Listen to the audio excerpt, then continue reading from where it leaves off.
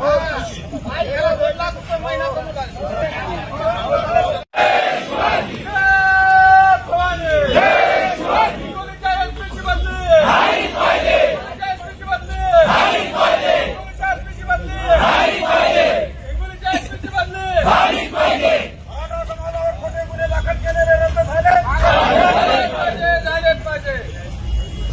आमच्या अटॅक झालाच पाहिजे कंट्रोलला.